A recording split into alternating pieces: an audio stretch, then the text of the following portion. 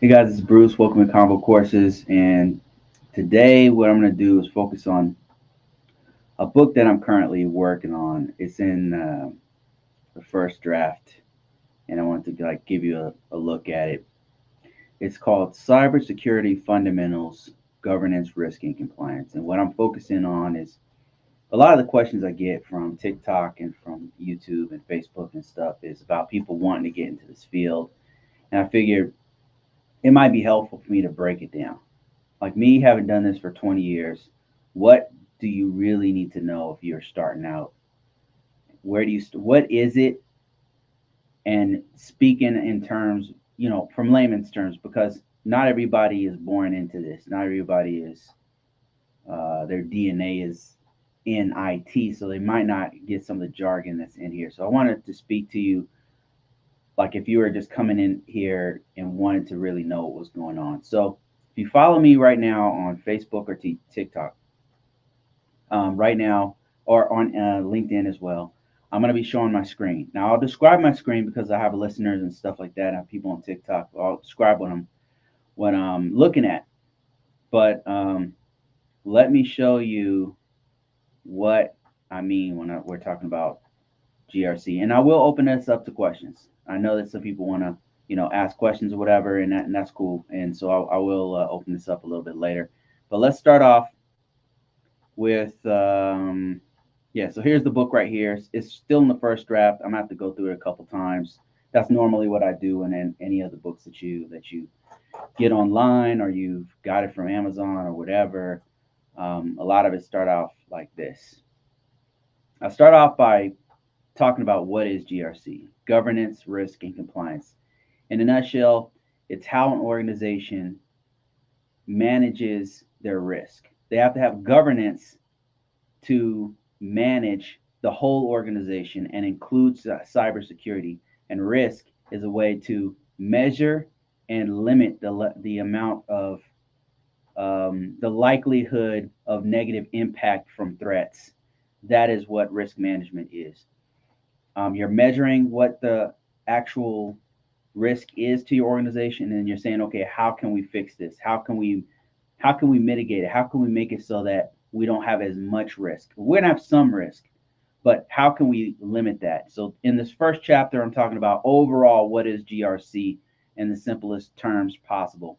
And then what I do is I break this up by chapters and go into now I'm going into like the background of GRC and some of the stuff, overall what you should know about GRC, just high level stuff in the first chapter. But then I get into governance. What is governance? I talked about the principles of governance.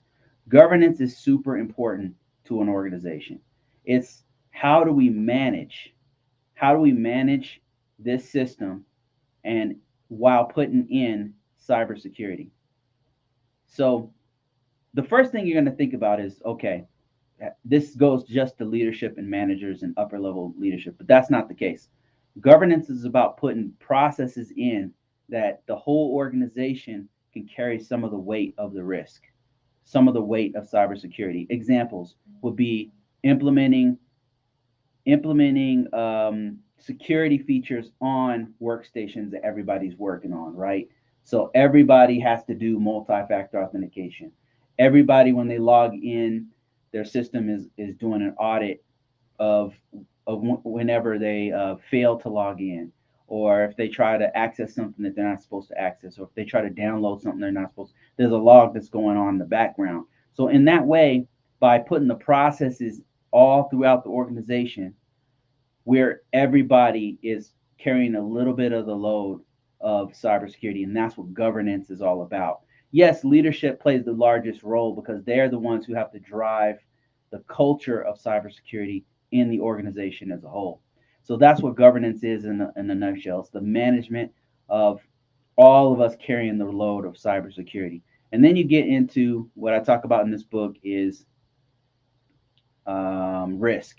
Risk is really about risk management. And anytime an organization is doing anything of worth, if you're carrying sensitive data, if you're doing big business where you're making more and more money, if you're saving lives in some cases, maybe you have some system that manages all of the emergency response systems, right? So that's way beyond money. That's like people's lives are at stake. So risk risk is going to be in play whenever you do something worthwhile.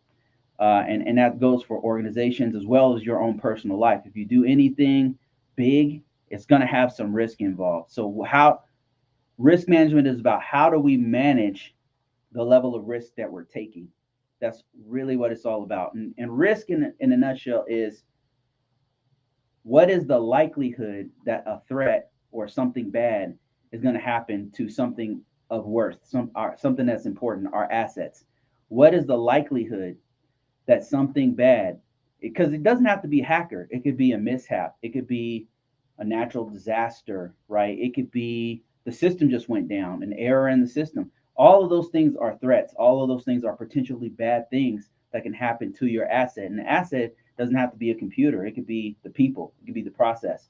It could be your special sauce that you have. It could be your intellectual property. It could be anything of worth, anything important. That could be personally identifiable information in your environment. Those are all assets. Those are all important things that we're trying to protect. Give some level of protection.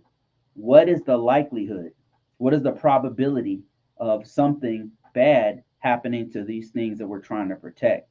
And that's risk in a nutshell. Now the organization has to be able to manage the risk. How do they manage the risk? Well, they have to know what their assets are. What are the most important things in their organization? And then they have to know enough about those assets, enough about those important things to know what are their weaknesses. We have to know enough about our environment to know what are the weaknesses that somebody could exploit or take advantage of so that a threat could happen. And then once we know that, once we know what's the probability of this thing happening, where it's a low or high or moderate threat to for a bad thing to happen, now we got to know what is the impact. If it does happen, what are we going to do about it? What level of impact will it have on us? That is risk. And so that is what it's going to be. So we talked about governance, we talked about risk, and the last one that I'm going to talk about is compliance. And I just kind of started this chapter where I'm going deep into compliance. And the main thing that I talk about in compliance, look, I've got misspellings in here, all kinds of stuff.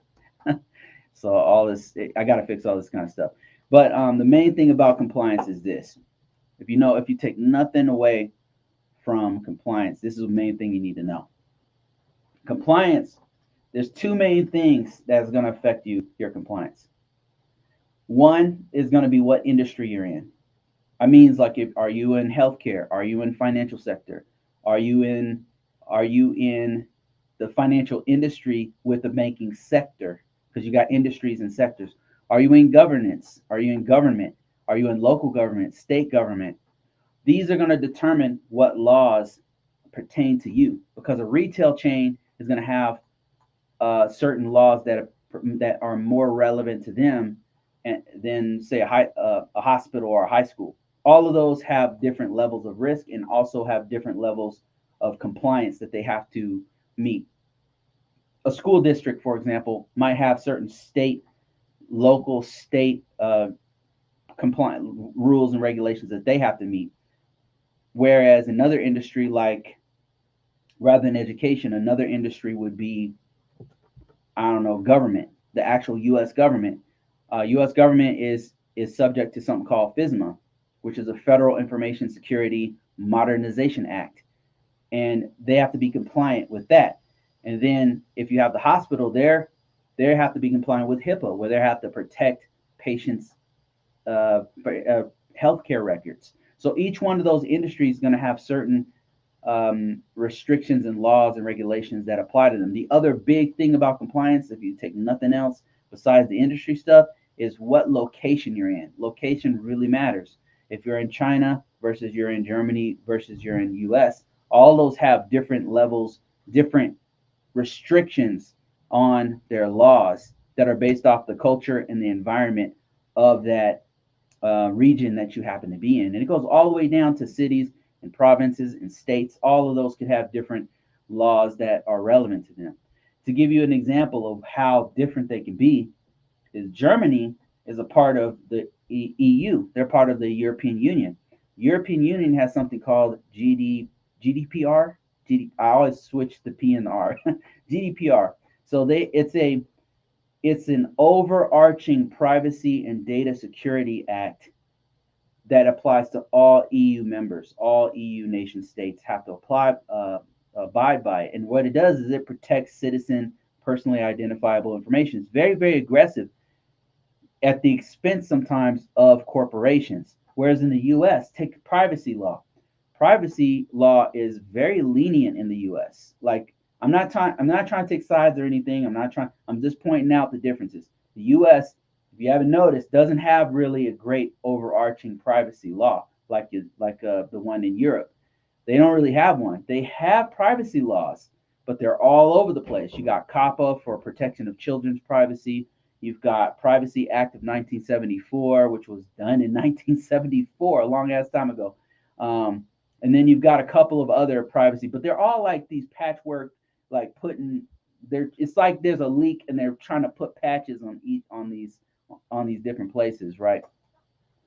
So the US doesn't have. What they do have is they're very lenient in that corporations are kind of allowed to run amok with citizen data. So they're very lenient on corporations, but they're heavy-handed on individuals. Like if you were to take somebody's private information and dox them, there's a law against that. If you were to have an app that takes children's information and then uses that information to serve ads to them, they will be very heavy-handed on you with that. So it's like a patchwork is there, but it's allowing corporations to kind of do whatever they want with privacy data. Whereas you take a country like China with privacy data, they're very heavy-handed on citizens.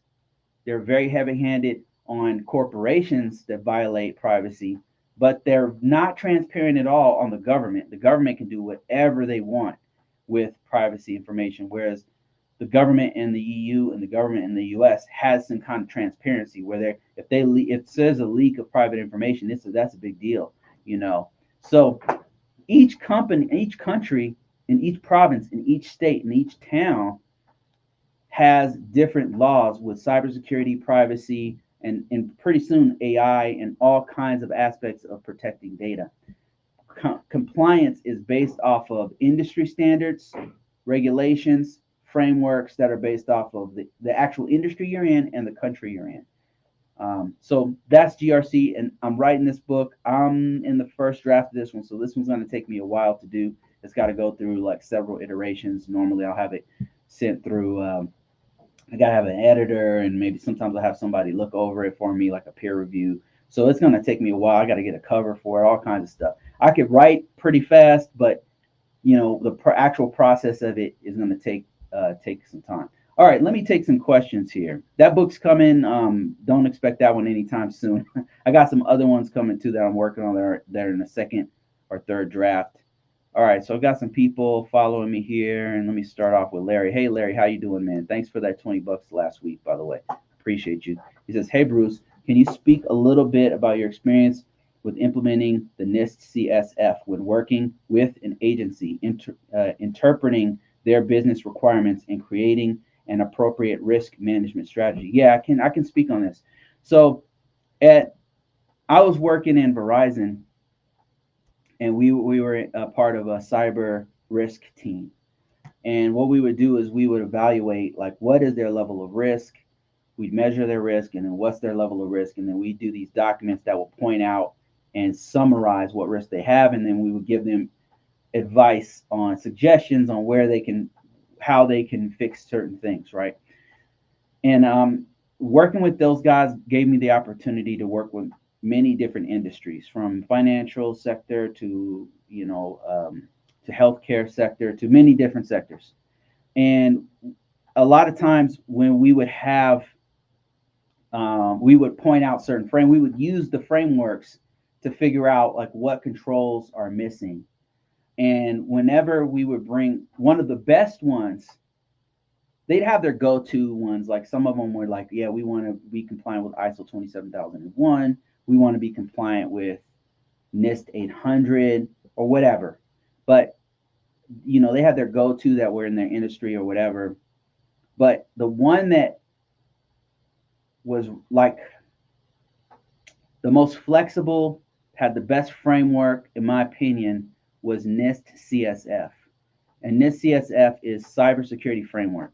And NIST CSF, the reason why it was so special is because it's like containers. It goes off of like the functions of what an organization should have, rather than having like a prescription of what controls you must have. It was more like, here's guidance on where you should be at.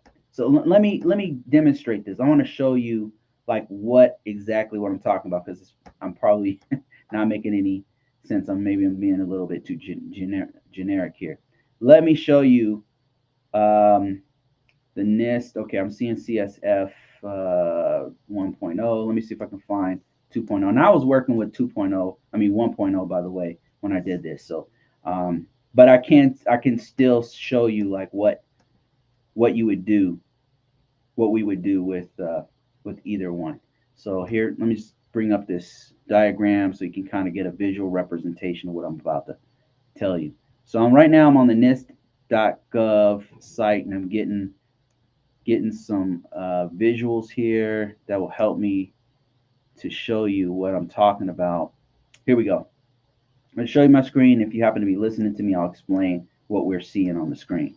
All right, so what we're looking at here is a wheel that breaks down all of the NIST CSF cybersecurity framework version, and it has version 1.1, but it's pointing to framework NIST cybersecurity framework 2.0. The difference is that 2.0 has added another category, another function, and that function is called govern. This function govern, I mean this govern function used to be a part of identify, but they broke it out and went into greater detail about governance. So, and when I say function, let me just explain that real quick. So function is what an organization should be doing. An organization should be identifying, protecting, detecting, responding, and recovering from security incidents. And I can explain each one of these in a couple of sentences. So identify, what do they mean by that? What do they mean by having a function of identify? An organization should be able to identify what are their most important assets. Asset management. An organization should be able to identify risks. They should be able to identify threats. What is happening in our environment? That's what identify is all about. That is a basic function of any mission or business. Does that make sense so far? So another function that every organization should have is protect. That means encrypting data when it's at rest, encrypting information if it's going outside your network. That means having a firewall. That means doing all the logical and physical activities you do to protect your environment. And they have a couple things that they say here, like data security, platform security, technology infrastructure resilience. And this goes out into, see, they're not specifically saying a firewall. They're not specifically saying encryption. They're not specifically saying, but they're saying that you should have these things. This function of protection would include things like awareness training. They're not telling you what awareness, what to teach your users, but information security, basic information security, things like phishing, how to identify phishing. So it's telling you a function of what you should do. And then detect. We should, as an organization, one of the basic things we should be able to do is detect if an anomaly or a security incident happens. We should be able to respond. If we see something happens, we should be able to respond to that incident. And then, of course, recovery. Well, let's say we got hit by some malware, we got hit by a hacker, we had a breach or whatever. We should be able to quickly respond to what's going on. So that's the NIST CSF in a nutshell. Now, how would we go about applying this? And that was his question, is how do you implement this right here? So what's really special about the NIST CSF 2.0 and actually the old one too is that they're not telling you, like with let me see, they're not like with detect, they're not telling you exactly what to do. They're telling you find a way to detect. And why that's really good is that one organization might use a SIEM, a security information event manager, and one organization might rely heavily on a firewall that detects certain activity. It really depends on what the organization's needs and requirements are. So when we would go about implementing this, we would make sure that they have some method of detection. We wouldn't be like, okay, you must use X, Y, and Z, and here's our product, and here you have to use this product that we have. We'd say, look, what do you have to detect? And then we'd say, okay, is this adequate? We'd ask ourselves, is this adequate enough to detect your entire environment? Like, what's your whole boundary? What boundary are we talking about here? And then we say, okay, how are you going to detect? How can you detect everything within this boundary? Are you protecting everything in this boundary? And so part of implementation would be making sure that they would be able to detect any incidents in that boundary. And then once they detected it, do they have something in place to respond to incidents? So we're not telling them how to do it, but we probably give them advice and say, look, normally there's a policy that's in place that sets everything up for incident response. This policy would identify the who, what, when, where, why of how the organization is going to do incident response. We don't tell them normally you have a separate one or whatever. They'll usually have something like this. We would read through it and say, okay, are they doing this properly? Does this address everything? Does this address all the main incidents that they would expect to have? We would do things like that. Hasn't been updated, hasn't been vetted by their upper level leadership, has it been signed in the last year? Have they looked at it in the last year? We'd look at things like that to see if they implement it. Now, if they didn't have it, they would, of course, we would say, okay, you should probably implement something, and it should look something like this. Here's how you normally would do it.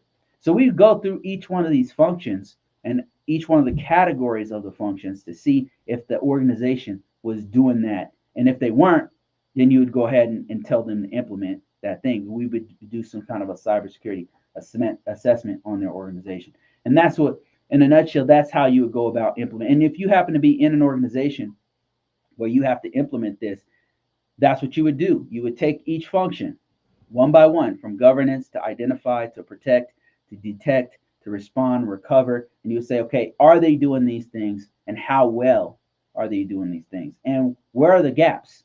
That's a really important thing, because not everybody's hitting all of these notes that you need to hit.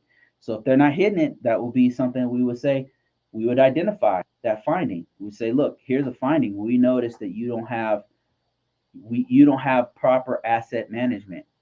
You know, here's why we think that you don't have adequate asset management, or whatever the case may be. So that's kind of how we would implement or assess with using the NIST CSF. I hope that makes sense. Um, it's extremely effective to go by, and you don't have to go by NIST CSF. You could do this with PCI DSS. You could do, which is a retail protection of credit cards. You could do it with HIPAA. You could do it with NIST 800, ISO 27001. Are they hitting all the clauses with ISO 27001? You could do this with any framework or any standard, well, most of them, and kind of go through to see if they're hitting all those notes. And if they're not, where are they? Where can they actually be better here and there? So that's how you would go about doing. And if you happen to be in the position of somebody who does implement these things, then yeah, you could still do the same thing. You're going down the list and saying, okay, do we hit all the functions? Do we hit the categories in each one of these functions? Where are we lacking? And then go ahead and go fix it. Hope that answered your question. Okay, I got some stuff here on TikTok. I'm going to answer some questions on TikTok and answer some questions on YouTube and Facebook. Don't be a stranger. I'm answering questions live. And let me, actually, I forgot to turn on Instagram. Let me turn that on real quick. This extra step on Instagram is like a pain in the ass, because I keep forgetting how to. I forget to turn it on, and then they're getting like half of these discussions here. Okay, Leon says, I'm a cyber software engineer. How can I get a non-technical role? One of the things is it depends on the direction you want to go, Leon. If you want to go management, I would suggest doing a supervisory role from where you're at. Don't just automatically quit and then start applying for jobs. Like, keep your job and try to make a lateral change is what I would advise you to do. I'm not saying don't look for jobs. If that's what you want to do, be looking for jobs, but keep the job you currently have while you're trying to make a lateral change. Um, and you said, how can, okay, non-technical roles would be things like what I'm doing, which is compliance. It's not really technical. I'm not hands-on, I should put it that way. I do have to know things technically, but I'm not doing hands-on stuff. Um, I'm like a high-level cybersecurity secretary. I'm doing a lot of plan of action milestones right now. Um, Another one that's non-technical you could do would be sales. If you're interested in that. Another one would be, um, of course, management. It depends on what you want to do. If it's management, become a supervisor first, and then work your way up. If it's policy, you want to, like what I'm talked about in the beginning of this, you want to focus on standards and policy and things like that. Standards, regulations, policy. What industry are you in? Think to yourself, like, are you in retail? Are you in a sector where you're doing finances? Are you healthcare? All of these have some sort of, all of them have some kind of regulation that they have to abide by. What you need to do is get smart on whichever one that is, and if you do that, there is a role. They have different names for it. It could be called a policy officer, and in the government, we call it the Information System Security Officer role. It can be called a GRC officer. They have names for it. These positions do exist, but you got to get smart on policy stuff. Software itself actually has some standards. Software itself, you're a software engineer, so you'd know a lot about. You would understand as soon as you start reading it. You'd be like, yeah, okay. And it's things like policy for software engineering would include things like making sure that you have documentation in the software that's as it's being developed, making sure you have a good what is it called? You're protecting the code base, the libraries of the software. Um, it's things like that that are in compliance, that you want to be smart on, that you could get you in some of those roles. So that's what I would do, is I would focus on one of those three: management, policy stuff, or compliance rather, and then what was the other one? One of those. And if you go in that direction, then you'll be able to get out of the more technical sales. That was the other one. Also, you become a better speaker. You have become a better, for the first time. I saw you months ago. Oh, thanks a lot, man. I've been doing this a long time, actually. I should be a much better speaker than I am right now. Let me see here. Larry said, as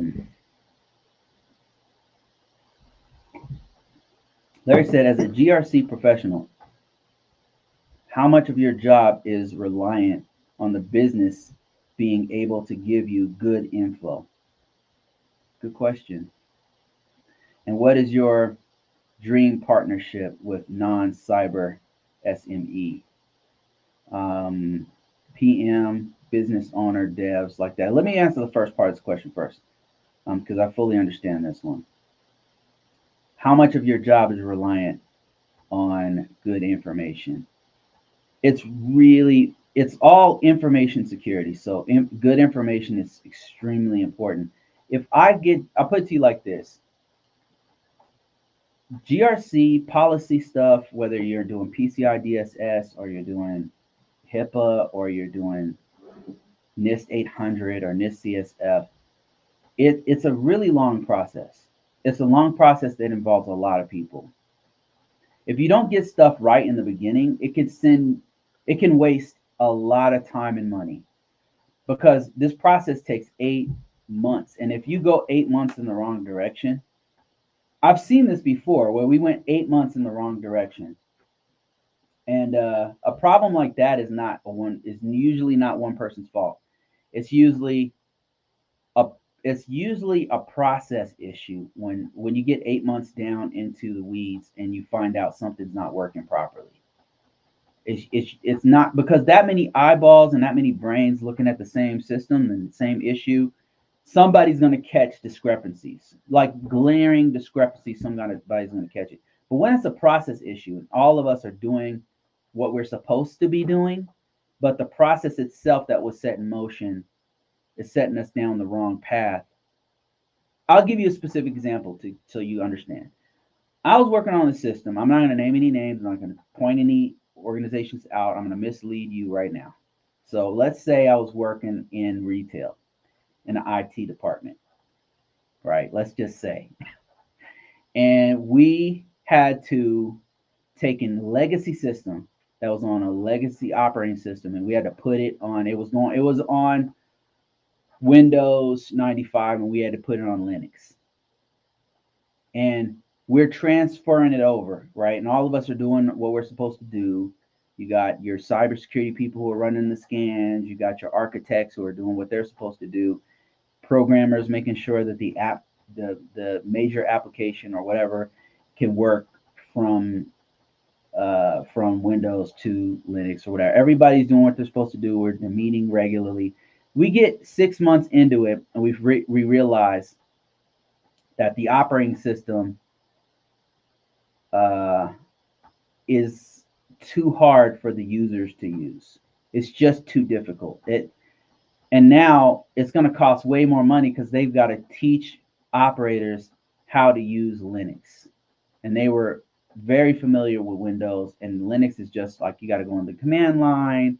It's just not very easy. The GUI interface is kind of like glitchy because we're talking about late 90s, early 2000s. So the GUI interface is like kind of glitchy. And the support is not very good. And we're 6 months into it. We can't turn back. We've already spent millions of dollars and all this these man hours to do all this work. We can't turn back. That's the kind of thing I've seen happen. And is that anybody's fault? Like, was that the engineer's fault? Was that the cybersecurity person's fault? Like, was that everybody was on the same page? All of us were kind of trying to make this thing work, and we just got far enough in. We realized that there's a huge problem here. The users aren't picking up on the system fast enough. And why did it happen? I don't know. Well, maybe the initial user representative that we were using, maybe that person was really smart on Linux, but all the other people, other users who have to use this, the operators are looking at this like, man, I'm not an IT guy. All I do is I sit on this chair and I process information. Why do I need to know Linux now? And now you're going to send me to a Linux class, So they're usually process issues. Having the wrong info is definitely a problem, but that's usually spotted. In my experience, it's usually spotted earlier in the process. Big process issues are normally big decisions that were made in the beginning that sent us down this road, and we get too far down the road, and it's like, shit, like how are we gonna do? We gotta spend more money. Like that's the only thing we can do. We have to ride this one out because we can't change now. Maybe there's something else we can do, and usually it's more money. To answer your question, good information is super important, but the process is even more important. Us being on the same page of the process is even more important than good and bad information is coming in and out. Like we're constantly purging, making mistakes, and taking 2 steps forward and 1 step back, and 2 steps forward and 1 back. There's a lot of mistakes and errors that are happening along the way that people don't want to acknowledge. But a mature team and organization is going to get through those. They're going to know, hey, we're going to run into some roadblocks. We got to keep it moving. A bad process is normally what I run across, and that like good and bad information's in and out. Like it's like you purging it out as you go. But a bad process, man. I mean, like too much documentation, or like they chose the wrong infrastructure, or like is just things like that. That stuff happens. Like that right there is like the worst. And there really sometimes there's no turning back. You just got to keep going and figure out something on the fly. And then the next question was, what does your dream partnership with a non-cybersecurity SME look like? Dream partnership. I've had a couple situations where it really worked out. My favorite one, I'll give you two specific examples. One of my jobs, again, I ain't gonna names will be changed to protect the innocent. So I was working in one organization uh, with a super sharp younger person, and we're doing the work and everything, and then something would happen and they would panic, like something would go wrong or it's like off, and it would be like a document wasn't finished on time or something, and they would panic, and it was like, oh my, they would really panic. They would tell my boss, they'd tell their boss, they'd send it on a chain of everybody, and they would send everybody into panic mode, and we'd have the CEO sitting in the because this person panicked, right? And we have this meeting, and it was like, oh my, this person would be panicked, and they were in a role where they were like an information security manager, so people were listening to them, and that's a nightmare to have people who panic. Then I had a situation that was the exact opposite. I had somebody who was also an information system security manager, and I would be sitting in there as like a consultant. And we had something even worse happen. It wasn't just like late paperwork. It was like we might not be able to get this approval on time. Like when they need the approval to do big things in this organization. And this guy was he was chill. He was chill. He was calm. And if something would happen, he wouldn't blast it out on reply all email or panic. He would talk to me. He would call, pick up the phone, and call me and say, "Hey, Bruce, man, can I talk to you for a second?" And then him and I would have. We weren't making crack deals on the side or anything. We were just. He would just give me straight talk. He was like, "Listen, we're trying to do the right thing, but we've got this and that going on." He would tell me the political side of what was going on here and there. He's like, "Look, at the end of the day, we just want to manage this risk, right?" And him and I were just going back and forth, talking respectfully to one another, and he was telling me what he needed from me, and I was telling him what I needed from him. And that level of emotional maturity is my dream partnership, because this is hard. This is emotionally hard. People get in their feelings, and there's a feeling of wanting to panic, but that doesn't help. And so, to answer your question, it's normally whether I'm working with business partners or I'm working with program managers or project managers, or I'm working with CEOs or directors or peers or whatever. It doesn't even matter who the stakeholder or customers, whatever. My favorite is when the person's emotionally mature and they're just trying to get this done, right? They're just like, listen, let's just get this done. I know that there's this politics and there's this and there's that, but let's get this done. They call you on the phone like a person, like a human being, and say, this is what's going on my end. What can we do to fix this? What can they really care? They care enough to call me on the phone and say, what can we do as a team? Here's what I need from you. How can I get that? They didn't call my boss. They didn't call their boss. They didn't get upper level management involved, because that's not going to fix. All it's going to do is waste their time and make them panic about nothing that we can fix. So I like to work with very emotionally mature people.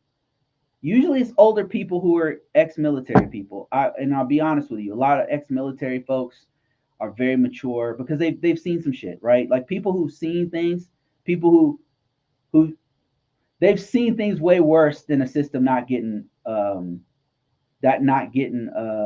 ATO or whatever. They've seen way worse. So it's like, look, nobody's gonna die if this thing doesn't work out, but let's just do what we can. You know what I mean? Like they're not panicking, they're not causing chaos. Um, it doesn't for me. It doesn't even matter how smart or talented an IT professional is. if they don't have their emotional game good, I don't want to work with them. To be honest with you, I don't want to do business with them. I don't want to talk to them. I don't want them as my customer. I do not. I'm too old to be panicking. I don't want to do it anymore. I've already had a long life of panicking. I just don't. I'm just not interested in it anymore.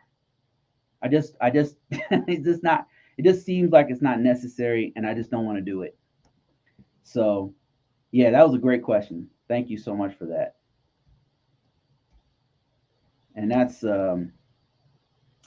real talk. Okay, let me see here. Got some more questions. Hey Ryan, how you doing, man? Um, Mr. Umar says, "Hi Bruce, I'm a information security analyst. Love your work and your books on cyber law and FISMA, among others." Wow, somebody liked that book. That's crazy. That's amazing. Thank you so much. I'm implementing ISO 27001 for my organization, stressing a lot on control implementation. And Umar, man, one piece of advice I'll say is don't panic. Don't let this stress you out. And stress is a killer. And try not to let this stuff stress you out. Don't get so involved that you're stressed out and freaking. And listen, I'm telling you this from experience. Just try not to let it get to you. Just realize, at the end of the day, it's just a job.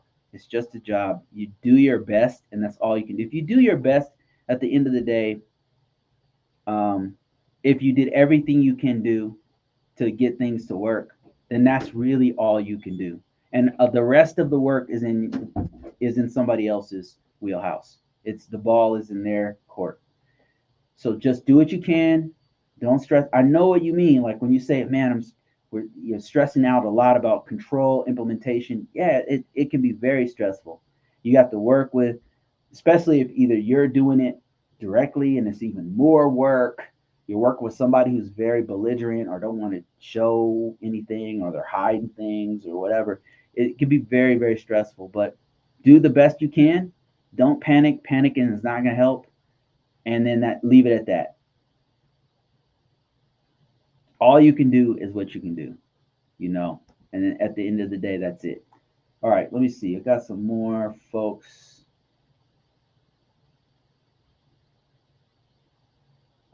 Frank said, "If I was president, I'd kindly ask you to be ahead of my Department of Education." Thank you, sir. I appreciate that compliment. I'll take that as a compliment. Let me see. Somebody said on TikTok, "What books do you currently have out?" So I've got a whole bunch of them. Mostly the books that I have are on Amazon. I'm trying to get them.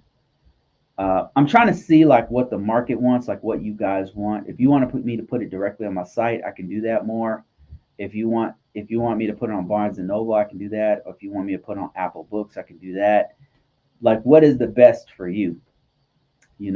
Where is what I found is the most accessible has been Amazon. So most of my books are on Amazon. So my books, I've got a few on NIST 800. That's my specialty. I've been doing it for many, many years. I've got one on foundations. Like if you were learning it from scratch, what do you really need to know? It's a short book. And then it goes into detail. Like the next book gets into like what are the information system security controls you need to know? What are the families and what do you need to know about each one of those families as a cybersecurity professional working with the government? I've got another one that tells you how to assess those control families at a high level. Like here's the things you need to know for each one of these families in the NIST 800. And I've got a couple of books on law, high level cybersecurity law book that breaks down like how it pertains to you as a cybersecurity professional, what ones that you really needed to know, what do you really need to know about those things, a brief explanation of the main laws you need to know as a compliance person or as a legal professional who doesn't know nothing about IT. And then I've got one on FISMA. It just breaks down in plain English what the FISMA legislation is all about. And then I've got one on the NIST CSF 1.0, one that breaks down the different documentations that go with the NIST CSF. I've got a few books that don't do that well that talk about how to get into cybersecurity. Like this, I think these books behind me, by the way, these are the ones that some of the main ones that I have. But I've got one that breaks down like how to get in this field, what kinds of things, keywords and stuff that you need to have, what kinds of skill sets you need. I've got like 3 or 4 books on that. And then I've got all this is just like me pouring out all my experience, putting everything down on paper, and just telling everybody everything that I know. Everything that I know, I'm just putting it out there. And then a lot of the videos, the stuff I'm talking about here is in the books. It's just, I just took time to articulate what needs to be said and put more detail in it.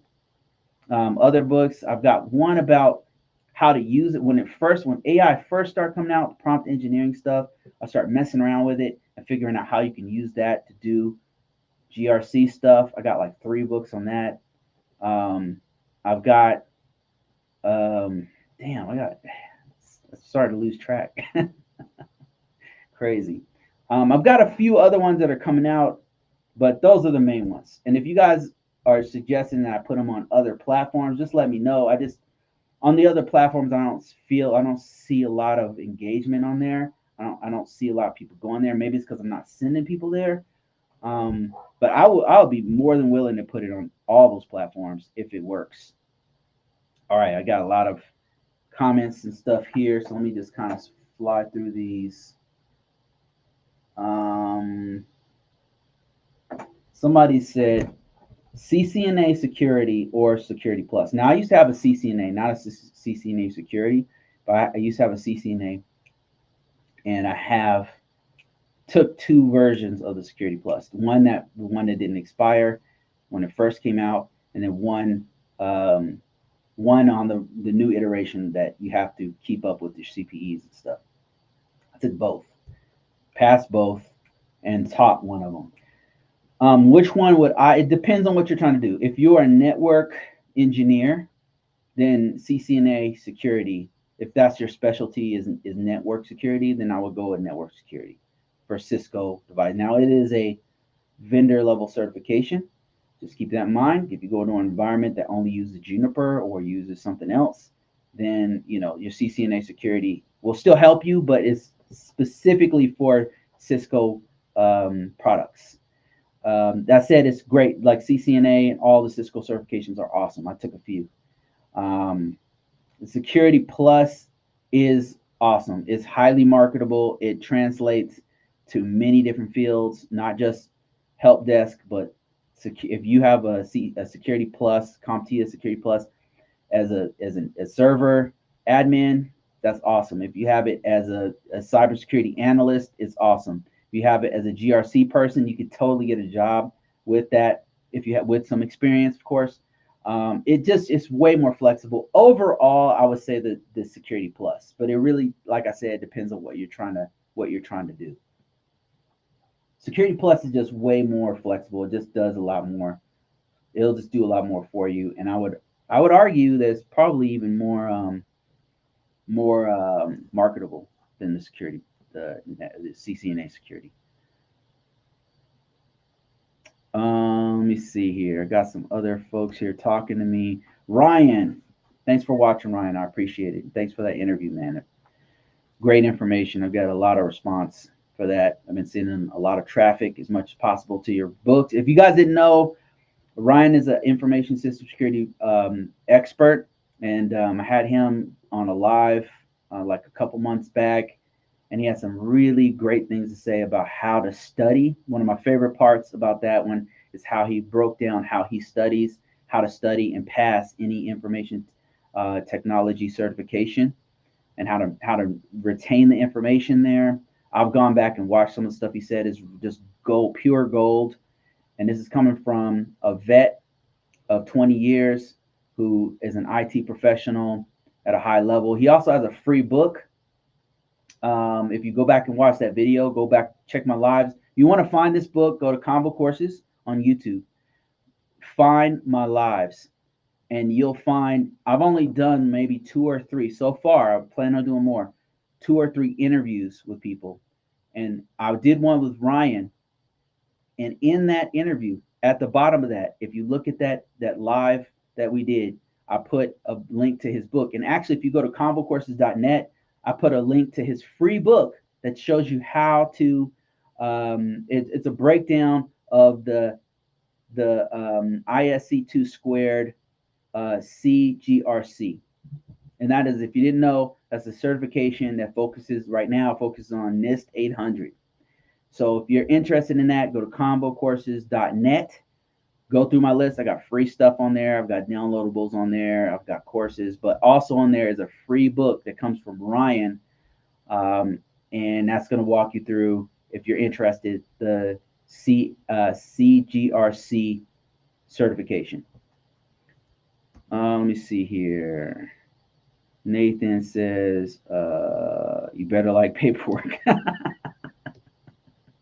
You're talking about if you want to do GRC stuff, right?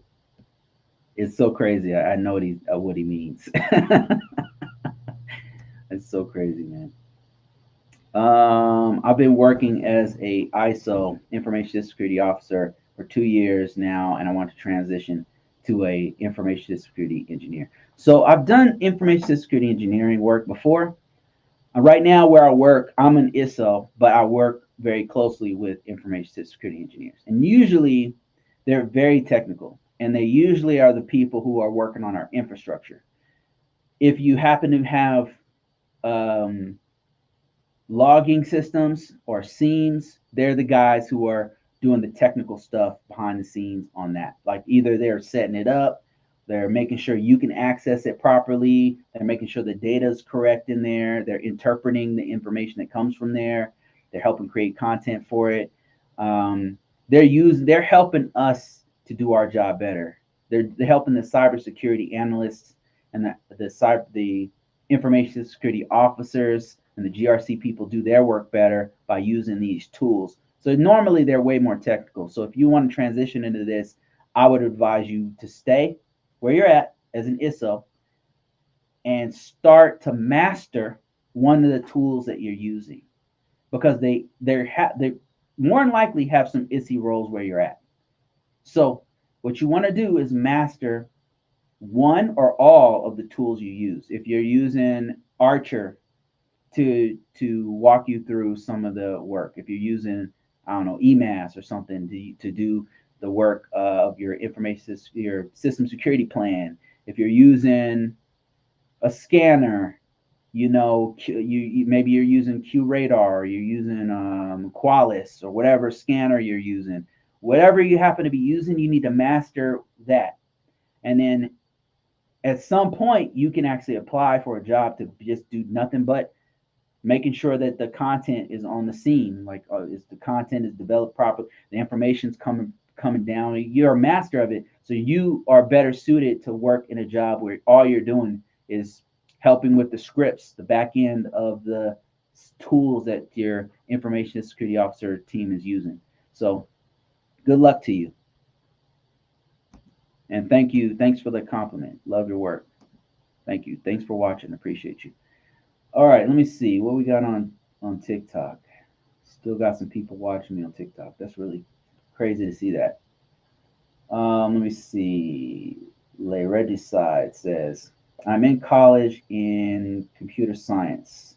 Please, some advice to land a cybersecurity job. I am a non-citizen. So, whether you're a citizen or not, here's my advice to you. While you're still in school, before you finish your degree, or maybe you finished it, whatever the case may be, use your school as a catalyst to start getting experience. Usually schools, even if it's an online school or accelerated courses or whatever, sometimes they'll have some kind of program in the school where you can actually be a working student. Believe it or not, education, they need IT professionals.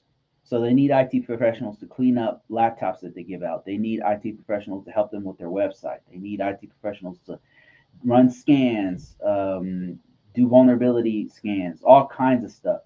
Try to do something while you're still. Don't wait till you get your degree. There's no magic wand that happens when you get your degree, man.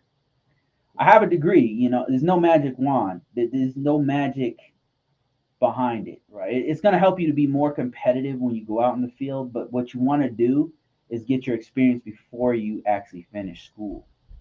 Hell, I would argue, even if you're in high school, start getting experience right now. Because when you get in this field, what they really want to see is that you can hit the ground running. When you come in, you need to be able to explain the experience you have so that they know when you get in here, you're going to use that experience to help you. They're not really going to go into detail about your degree. They're not going to be like, oh, what school did you go to? Oh, really? Oh, okay, you went to University of Texas, A&M. All right, that's cool. Wow, that's great. What curriculum did you have? What classes did you write any papers? They're not going to ask you anything about that. They're going to ask your experience of that job. Like they're going to ask experience. What is your experience? If it's running scans, they're going to like, how many times have you ran a scan? Like what tools did you use? They're going to ask stuff like that. Like what did you do? That's what they want to know. So while you're in school, don't wait. If you just got a degree, go contact your school, whatever, and then try to get experience while you're in school. I would say even start putting your resume together and your you start working on your profile on job aggregators like Dice and LinkedIn and Indeed and all that right now. Don't wait.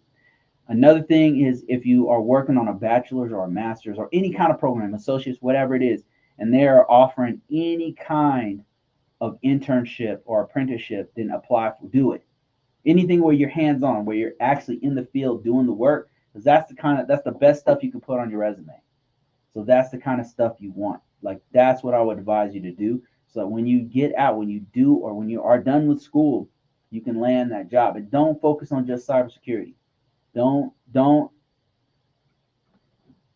don't corner yourself into just that market because there might be something even better than cybersecurity for you. You might find that machine learning, like you can get a job in machine learning. You might find that you'd be surprised. You might find that you can do network engineering. You might find that you can be a part of data analysts in a corporation. You might find like don't limit yourself to just cybersecurity. You might later on be able to get into cyber. You might be able to make a lateral change from an IT department. Maybe you get in as a help desk person and you're an intern there, they hire you on, right? And then you start to see all these jobs inside that company that include cybersecurity. So that would be my advice to you. All right, let me see if I got some more stuff here. I'm about an hour in. And then he goes on to say, should I just join the military since most jobs require citizenship or clearance? Oh, are you trying to get a job in the US? I would argue don't even try to just get one in the US. Try to get, like don't why limit yourself to one country? Like citizenship does have benefits, depending on what country you're coming from. If that's your goal, military is one way to get your citizenship quickly. Well, it won't be quick. Well, quick compared to some of the other ways of getting of citizenship in the U.S. That's one way. Um, Another thing is you might not even have to be get a citizenship for some of these IT jobs. Some of the jobs, regular IT jobs, will hire you. I'll give you an example. So one of the jobs I worked at this company called Verizon, and I bring it up a lot because I got so much awesome experience there. It was a really pivotal point in my career. It was awesome. But one of the things is that we had a lot of people from other countries working with us. We had people from South America, from Europe, from all over the world because Verizon's a global international company. So we needed somebody who was a citizen in that country to do the work. So, and they were getting paid. So that's one thing you might want to look at. Don't limit yourself. Don't close any doors. Like just look for great opportunities. So he says, somebody else says, do you have any security control assessor courses? Actually, I do.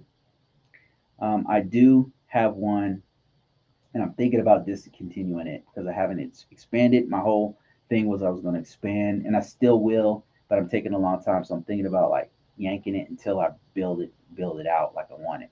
But it's got a whole bunch of awesome downloadables. You get the book with it. So yes, I do have a security control assessor course, and it's really just a visualization of the actual book that I wrote for it. And if you're interested in that, go to convocourses.net, convocourses.com. Go check out all the courses that I have. I have some other stuff that's related to NIST 800 control families. Go ahead and check that out. Check out the book too on Amazon.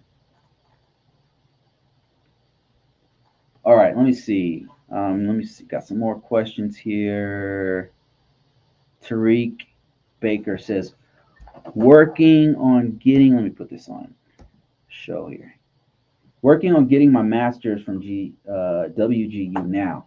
I have a TSSEI, working on becoming as recession proof as possible before getting out of the military as a first lieutenant. Going to drop my refrad packet in. Oh, you're going to get out around January. Is that what you mean? Okay. Let me see. For my military folks, some advice. I'm ex-military as well. I got out in 2003. Long ass time ago. Damn, it's over 20. That's a long ass time ago.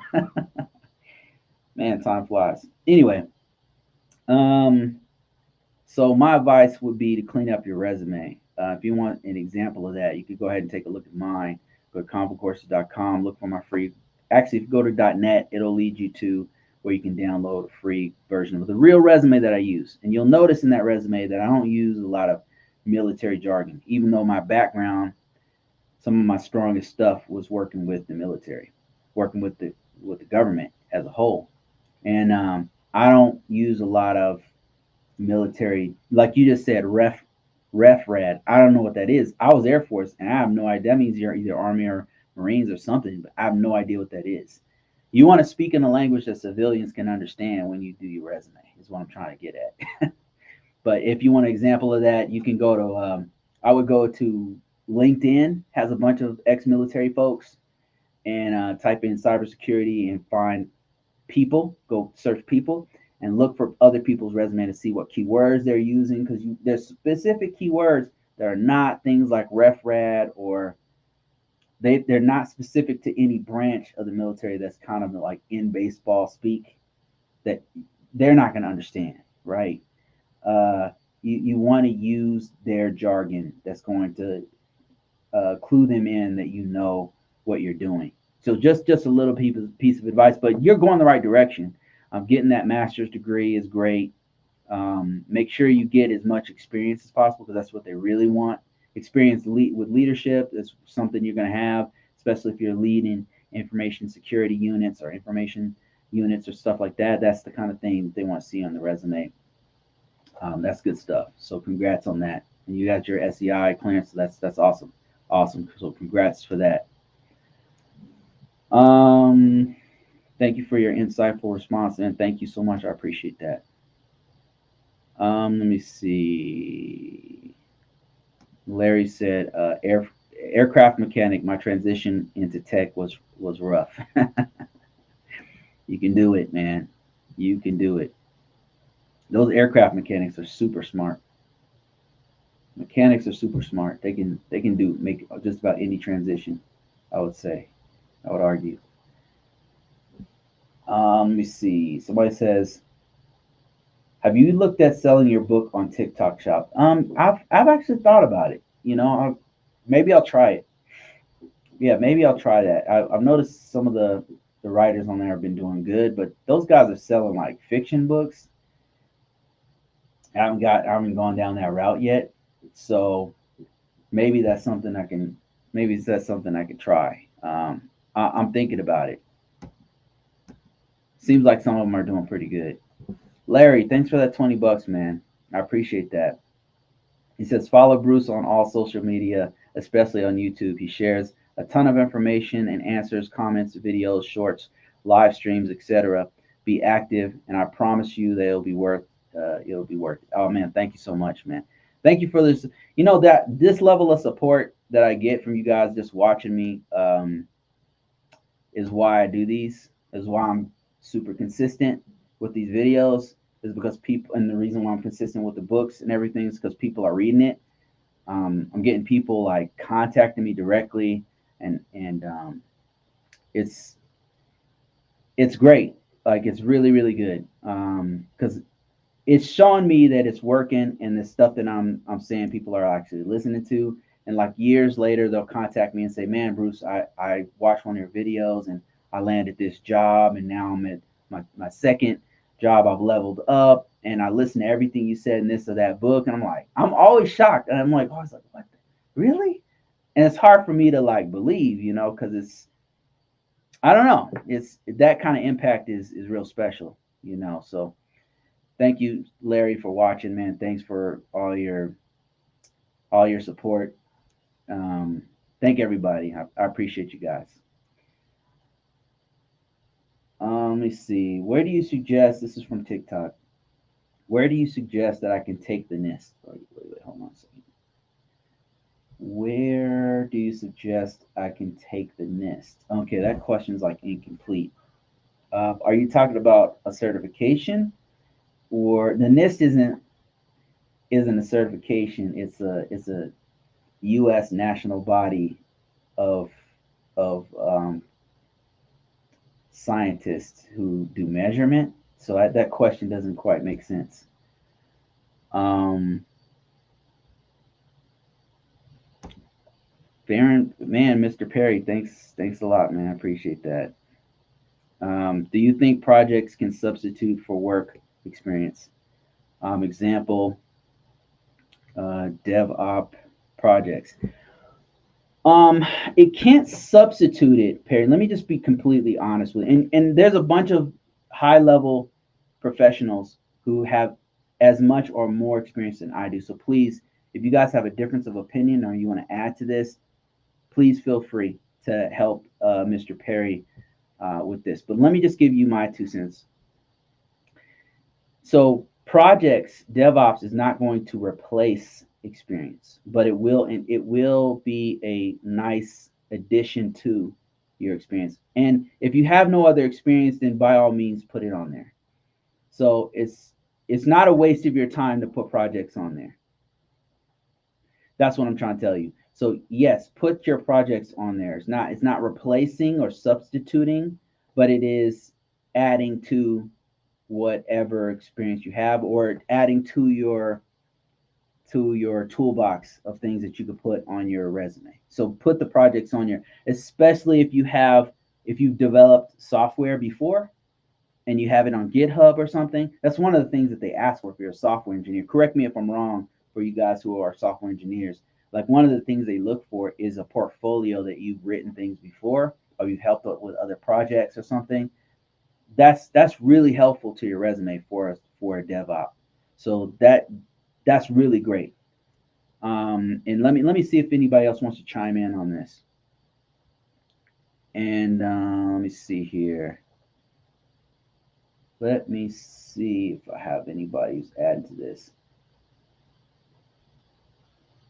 Yeah, I don't have anybody adding to this. But yes, I would say, Mr. Perry, absolutely put your projects on there, especially if you have stuff on GitHub, your projects. You're a software engineer, I imagine.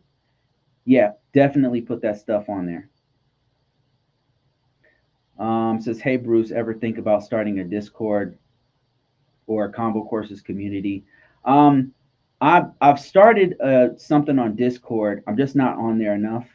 I would like to be on there more. Recently, I've just been really, really, really busy with my job because we have stuff going on. So I just haven't been as engaged as I would like to be. Because in a community, what I would like to do is be on there like a lot, like on there answering questions in real time, not just on weekends, right? Doing pop up sessions where I'll just do like a live video real quick or something like that's what I really want to do. But I just haven't had time. You know, I have to spend. I only have so much time in the day, and I've got like other business ventures and stuff going on. But I would, to answer your question, Larry, I do. I actually already have a Discord, and sometimes I'll post jobs on there, but it's been a while since I've done it. Recently, I have a community that I started building on Facebook, and I'm trying to figure out like where do I want to focus all my energy to build a community. I'm even thinking about doing like a subscription based thing where I just dump a shitload of content on there about GRC stuff because I know a lot about other GRC industries that I could put. And then all the other people who follow me, there'll be people who are experts in pen testing, and then there'll be experts who are people who are experts in, choose your poison, and they could dump their stuff on there, and we could just be this huge community of like-minded people who are helping each other, out. So yes, I've started doing it, but I know what it takes to do it. I will have to pick one platform and then just go all in on that one platform. That's what I have to do. It'd either be Discord or it'd be the one I'm using right now, which is Thinkific, or it'd be Facebook groups. It would be one of those, or if there's another one, if you guys want to name it, I'll look into it. I want to use one and then just dump all that content on that one platform, and then have that be the link that I provide everybody. And then that's where we'll talk throughout the week instead of just doing this stuff, once a week. Okay, let me see. Other questions here. And what do you guys think? Let me just ask, like, what kind of, where should I put this? Should I do a subscription based thing? And if so, where should I put this content to where we could speak throughout the Monday through Friday in little bits, and then have this like be, I'll still do this kind of thing, like where I'm doing these hour-long sessions, whatever, on Saturday or Sunday, or when I can. But it would be cool to have a place that we could talk on a regular basis, because throughout the week, actually, I'm getting people contacting me on email about just all kinds of random stuff. And it would be cool if instead of it being on email, me just doing these one-on-ones throughout the week, it was on one platform that everybody could see their questions, because those questions, sometimes the questions are really good, and somebody else who's way smarter than me might be able to help that person with that question if they put it on this one platform. What platform do you think I should do? Should it be Facebook? Should it be my own personal website, which I already have? Should it be on like on Convocourses.com has a place where I could do it? Should it be on School? That's a new one that just came out. I don't know if I want to. I haven't really messed with that new platform. Discord, where do you guys think, like, where would be the best place for me to do this if I did do it?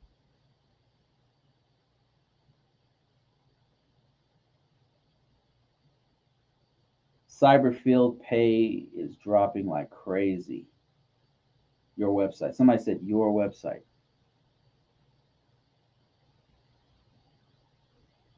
Cyber, let me answer this one right here. Somebody said cyber field pay is dropping like crazy. I don't know. I think it depends on the industry. Probably the FANG is probably dropping like crazy. FANG is Facebook, Meta, Apple, Amazon, Netflix, Google, Tesla. Those guys used to pay crazy, and now that pay is going down significantly. But my industry is pretty much rock solid. I mean, if you work in the government sector, it's been actually going up, to be honest. So this has slowly been kind of ticking up in how much they pay. And it really depends on what part of the world you work in when it comes to this industry.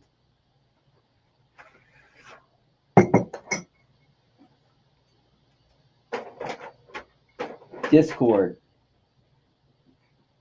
Live and Learn says that would be helpful. Discord is good. Okay.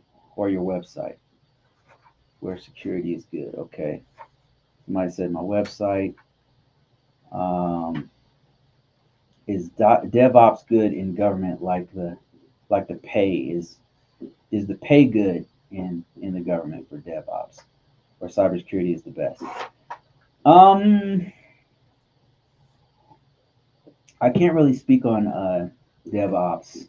I'm not a DevOps guy. I don't know how much their salary is. I can speak to you about network engineers. I have some idea of what their salary looks like. I have some idea of what cybersecurity analysts look like. Some idea of like cybersecurity field. That's really my main bread and butter. I'm not a software engineer by any stretch of the imagination. The pay is pretty good for the government, whether you work for the government, like you're actually a federal employee, or you're a contractor. Contractor make more money in IT. IT guys who work for a contract make more money, but their benefits are not as good.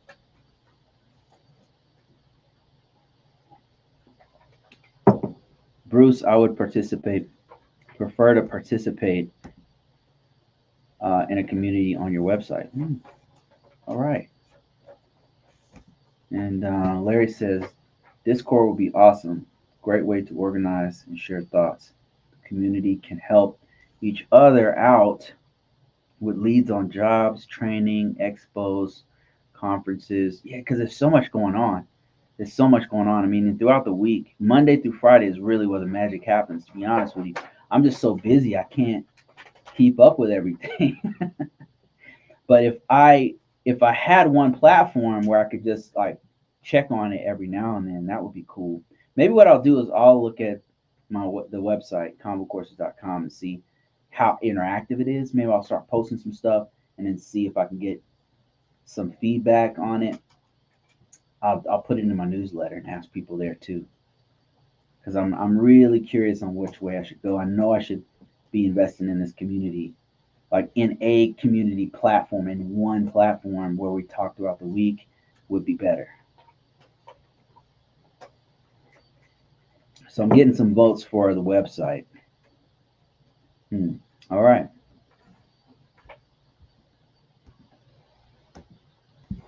Interesting.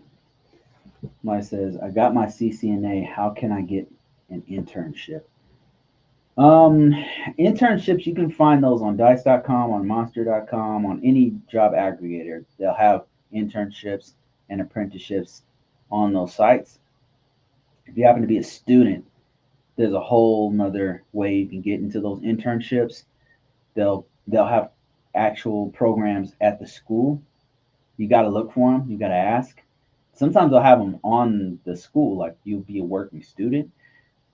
And I know a couple people who've done that. And so when they get out, when they're done with their degree, man, they've got like 3 years of experience already doing some pretty hardcore stuff. So CCNA is great. All certifications are great. I'm not telling you not to get them. They're awesome. You should definitely get them. And CCNA is one of the better ones. But experience is king. It's better. It's experience is better by an order of magnitude than anything else out there.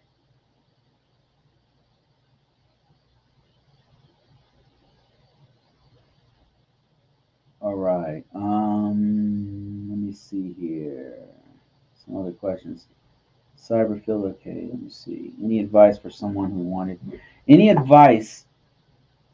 Any advice for someone? Any advice for some wanted to become a doc analyst, a document analyst, or a doc? I'm not understanding, Casey, what you mean. A doc analyst. A sock? Do you mean sock analyst? Did you mistype that? You mean sock? I think he means sock analyst.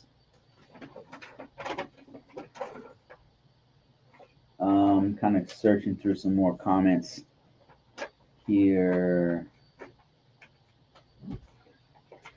Kyle says, cybersecurity is my passion. 2 degrees, 5 certifications, but I have a system admin role that's more than 40K more.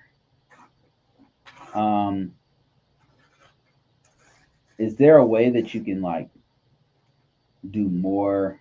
Because as you've said, pretty. I mean, if you're doing system admin role, you're already exposed to so much security stuff.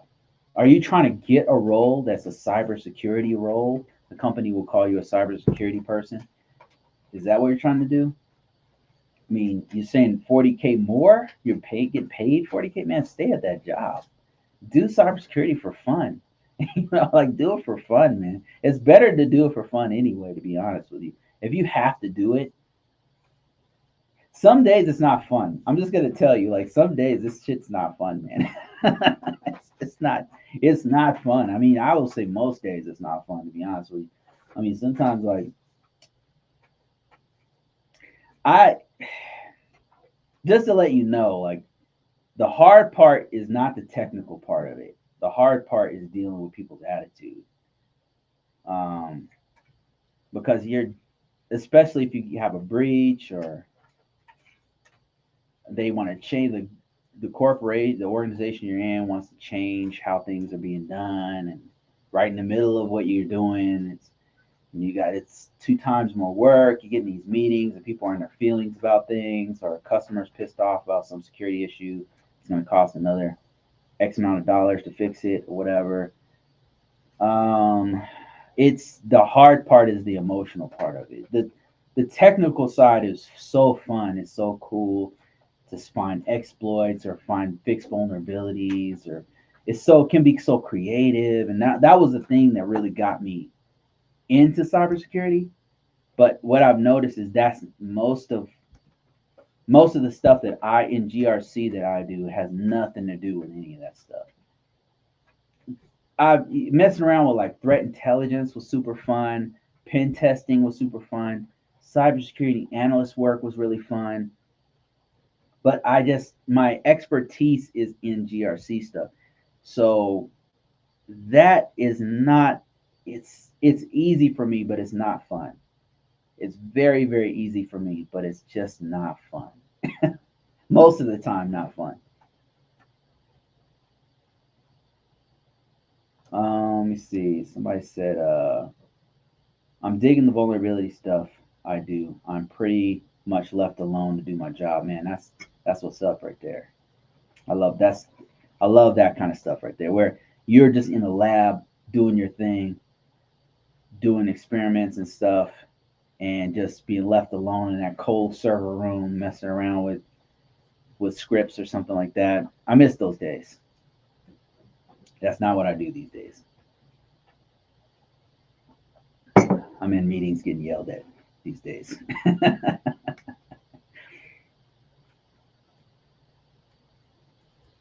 Trying to calm people down. In the lab, running scans, running reports, and providing what they need. Yeah, that's what's up right there. That's a dream job right there.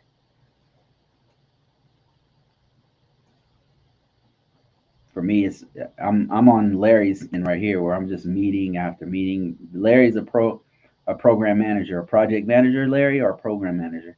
So he's doing meetings and coordinating with people and having to deal with all these people's attitude problems. That's what I'm doing these days. I mean, it's based off of NIST 800, so that's most of the stuff I'm doing is system security plans or plan of action and milestones or just documentation stuff. And I work with vulnerability stuff sometimes, but that's just part of the job. That's just one slice of what I'm doing, one very large slice. Leandra said, "Hi Bruce, what path would you recommend to someone making a career transition from software engineer to cybersecurity? Have you thought about cloud? If I was a software engineer right now in this day and age, in this year, 2024, year of our Lord, I'd probably highly consider doing cloud stuff. And the reason why is because right now there's not enough people doing it, and all of these gigantic organizations are getting into it more and more and more heavily. So one thing you could consider is to do an AWS Cloud Practitioner certification to start off with, to see if you like it. And then if you like it, specialize in there's a DevOps portion of cloud. I started AWS Cloud Institute in July. Man, that's what's up. That's what I would consider doing. I'm saying that because it's highly, highly marketable. And I say this often in this platform, but last time I was looking for a job, I'm employed right now, but I was looking for a job, and I had like 7 interviews. And out of 7 or 6, whatever interviews it was a lot. I want to say 5 out of 6 or 6 out of 7 asked me about cloud. They were like, "Oh, what do you know about cloud? What did you do with cloud? What platforms do you know in cloud? What do you know about cloud?" I'm like, damn. All I did was mention on my resume one time. I mentioned that we had cloud systems in our environment and we use FedRAMP. It was for me to introduce, like, hey, I know FedRAMP, and I just mentioning cloud had them every interview had every interviewer asking me about it. Cloud is hot. It's just hot, man. Right now, like it's gonna cool down, but right now it's freaking on. It's on fire, and I suspect that AI is going to be built. It's being actually. It's. I don't suspect it's happening right now. So what's happening right now is Amazon, who owns AWS, is starting to build. They're starting to build cloud platforms that specialize with AI. And then Google, I suspect, will do the same if they haven't already. So all these major players are competing against one another to have the best cloud service and to have the best artificial intelligence platforms using large language models. This is not slowing down. A lot of applications are starting to, in platforms are integrating AI into their platform for their customers. Cloud is becoming a platform for AI. Is a platform for AI, but they're starting to allow more people and people like you and I, professionals, to actually use it directly. The large language model built on their platform. And the reason why this is important is that what you can do, imagine this. If you work in some insurance agency, some insurance organization, and this company, they want to allow their customers during weekends, holidays, birthdays, whatever, Christmas, New Year's, whatever, at any time of the day to ask a question. You can just go onto the AI bot that can answer any question. Well, they'll have to have somebody like you or me to create, vet, and configure that AI, that large language model bot that is speaking to their customers. That is happening more and more and more and more because it's just so useful. I mean, there's been so many times when I'll be working with, either insurance or bank or whatever, and I have a question. It's a basic question, but it's tailored to me, and I go on and I'm like, man, how do I find the answer to this? And a Q&A is great. A frequently asked questions section is great, but you know what's better is if I can ask their bot that knows their whole system, that knows it's read all the manuals. It has all of that stuff. It's smart on their business, and it can tailor to your answer and what you need based off of your profile. They can answer any question for you. That is what's about to happen. And I think it'll happen with most organizations, large and medium organizations will start doing that because it's easy for even a small organization to do it. I'm already seeing like some of the tools we use are already starting to integrate AI because it's just Copilot is a great example. Copilot is the little AI based off of ChatGPT that's on the browser. The Bing, the Microsoft browser is now integrating Copilot in there. So it's super useful. The more I use it, the more I'm like, man, this is going to be everywhere. It's going to be in your car. It's going to be on your damn camera. It's definitely going to be on your phone. It's going to be used almost like a menu that you just ask a question and it'll take you there, or type in a question and it'll take you where you need to go. And that is what's going to happen. So cloud is the platform for that. Cloud is how it's going to happen it'll make it so that it can happen. They'll put it on your devices too as the large language models get more efficient, small enough to fit on a phone. It'll probably have like a local one, but it's more effective if it's on the cloud because it has more resources that it can use to answer all your questions or have access to all the data. Well, I read the Copilot PC release didn't go well. Yeah, and yeah, I just think that okay, somebody said Apple announced it for their new devices exactly, right? And Apple's everywhere. That iOS is everywhere, so it's going to be everywhere. Do you do cybersecurity use Linux? Just start learning it. Yes, so there's a few tenets of all IT, including cybersecurity, that everyone should know. You should know of at least two or three different operating systems. You should be familiar with not just Windows. You should definitely be familiar with Linux. And the reason why is because Linux, Mac is based off of Linux. Your phone, Android, is based off of Linux. The iOS is based off of Linux. Juniper, the router internet working device organization for networks, is based off of Linux. Cisco iOS, the operating system of Linux, based the Cisco iOS operating system is based off of Linux. So you kind of get where I'm going with this. A lot of infrastructure, back end infrastructure stuff that we use right now is based off of Linux. Linux is very, very important to your information technology journey.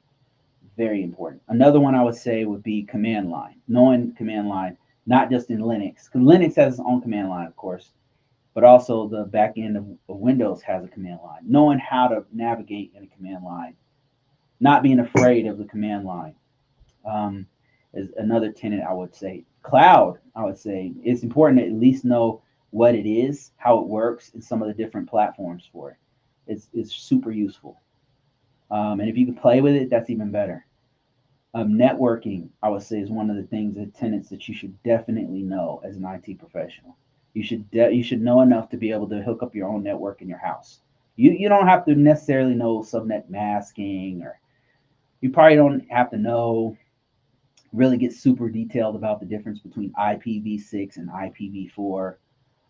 You just need to know how in networking works. If you get further into network engineering, then yeah, you need to know subnet masking and what trunking is, and I know the names. I don't remember what all shit is anymore. But what a local area network is versus a wide area network, you need to know those kinds of things if you go deeper into networking. But Linux, yeah, you need to know Linux for sure. Let me see. Okay, guys, I think that's about it. Let me see if there's any. Mac is based off of Unix, but okay, sure. But if you know Linux, you can navigate Unix. Am I right or wrong? They're very, very similar because they're based off of POSIX. Am I right or wrong? I could be totally bullshitting you, but if you know, I know this.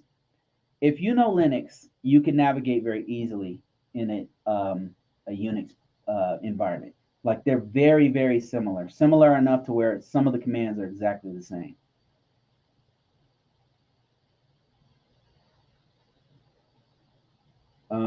Okay, guys, I think that's it. Thank you for watching. I really appreciate it. Special shout out and thank you, big thank you goes to Larry. Man, thanks a lot for the support. I really appreciate you. And Mr. Perry, thank you for your question and thank you for the $5. Every bit helps. Helps me to get more coffee, more liquid death, which fuels me. And all right, guys, I think that's it. I will really, really look into doing a community since I've been asked several times to do it. Um, I just need to figure out which one I want to do. I'm hearing you. I'm just going to use the one that suits all of us the best. That's going to serve us the best, you know. And with that said, guys, I'm out of here.